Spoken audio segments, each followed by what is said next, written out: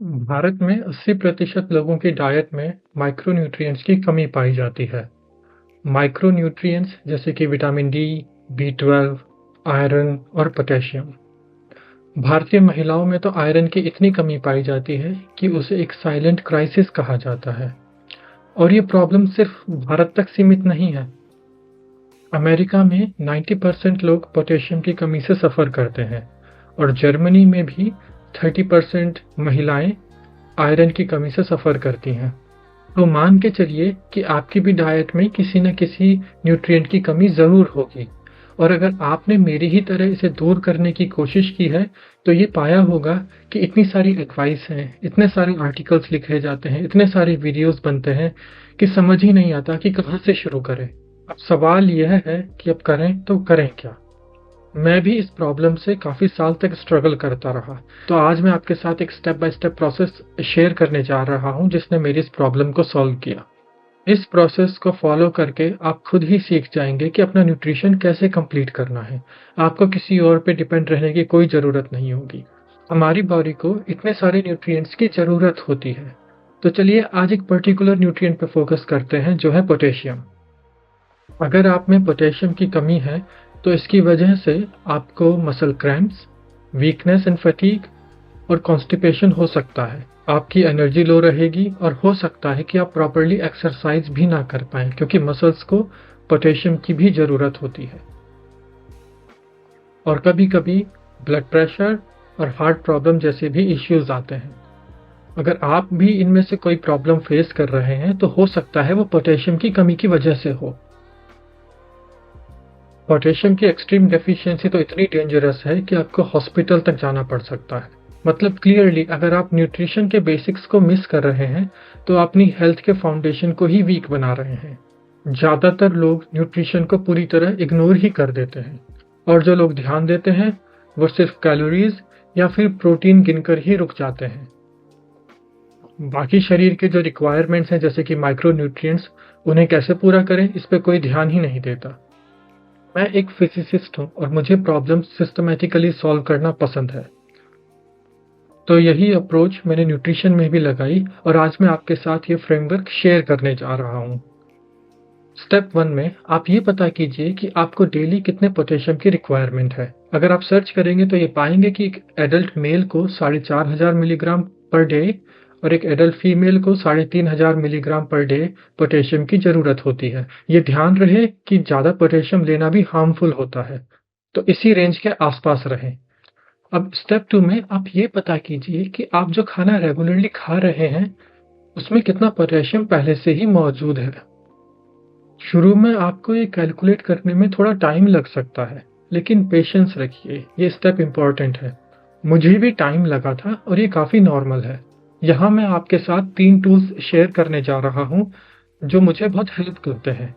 सबसे पहले ये मेरा खुद का एक डेटाबेस, इसमें वो फूड आइटम्स लिस्टेड हैं जो मैं रेगुलरली कंज्यूम करता हूँ और उनका पोटेशियम कंटेंट पर 100 ग्राम। इससे मुझे बार बार इंटरनेट पे जाके सर्च नहीं करना पड़ता।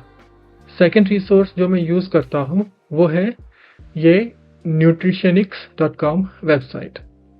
जो फूड आइटम्स मेरे उस डेटाबेस में लिस्टेड नहीं हैं उनकी डिटेल्स मैं इस वेबसाइट पे से जाकर के चेक कर लेता हूँ और उन्हें अपने डेटाबेस में ऐड कर लेता हूँ। जैसे यहाँ पर मैंने कोकोनट वाटर के एग्जाम्पल से बताया है। और यहाँ पर जो मैं तीसरा रिसोर्स जो यूज़ करता हूँ वो है ये AI टूल, इसका नाम है परप्लेक्सिटी। इस पे आप डायरेक्टली डाल सकते हैं कि आप कितना अमाउंट में फूड आइटम खा रहे हैं और ये उसका पोटेशियम कंटेंट बता देता है। हालांकि हो सकता है कि आपको क्रॉस रेफरेंस करना पड़े वो nutritionix.com वेबसाइट से। इन तीनों टूल्स की मदद से आप जो रेगुलरली खाना खाते हैं आपको पता चल जाएगा कि उसमें कितना पोटेशियम है। और अब हम आते हैं अपने फाइनल स्टेप पर। अब इस फाइनल स्टेप में आप एक ऐसी टेबल बना लीजिए जो आप डेली फॉलो कर सकें। इस टेबल में 2 चीज़ें होंगी। पहली, फूड आइटम जो आप कंज्यूम करेंगे, और दूसरा उस फूड आइटम की क्वांटिटी। जैसे ये टेबल जो स्क्रीन पे दिख रही है ये मैं करंटली फॉलो करता हूँ। और आप देखेंगे कि इन फूड आइटम्स की जो क्वांटिटी लिस्टेड है उससे मेरे डेली रिक्वायरमेंट पोटेशियम की पूरी हो जाती है। आपको एग्जैक्टली पता होगा कि आपकी डेली रिक्वायरमेंट कितनी है, आप कितना इस समय कंज्यूम कर पा रहे हैं और किस फूड आइटम की कितनी क्वांटिटी खाने से आप अपना पोटेशियम रिक्वायरमेंट रोज पूरा कर सकते हैं। आप चाहें तो ये मेरा टेबल डायरेक्टली कॉपी कर सकते हैं या इसमें अपने फूड आइटम्स ऐड करके इसे मॉडिफाई कर सकते हैं अपने हिसाब से, उन रिसोर्सेज का यूज करके जो मैंने स्टेप 2 में डिटेल किए हैं। और भी बेहतर होगा कि अगर आप इन दोनों टेबल्स का प्रिंट आउट लेकर के ऐसी जगह चिपका लें जैसे कि फ्रिज है या किचन में, ताकि आपको डेली रिमाइंडर रहे। लेकिन यहाँ पर एक सवाल और उठता है कि बॉडी को सिर्फ पोटेशियम की तो जरूरत नहीं होती। जैसा कि इस टेबल में दिख रहा है कि बॉडी को इतने सारे न्यूट्रिएंट्स की जरूरत होती है, लेकिन अगर हर न्यूट्रिएंट के लिए एक ऐसी टेबल बनाई तो कहीं प्रोसेस बहुत ज़्यादा कॉम्प्लिकेटेड तो नहीं हो जाएगी।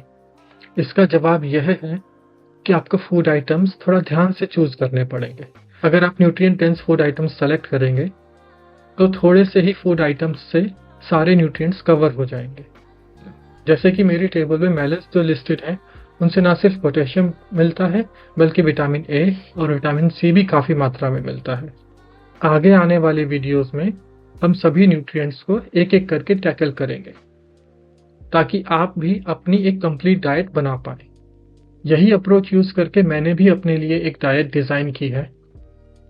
उसका एक एग्जांपल आप अपनी स्क्रीन पे देख सकते हो। लेकिन मैं इटली में रहता हूँ और ये डाइट मेरे सिचुएशन के हिसाब से मुझे सूट करती है।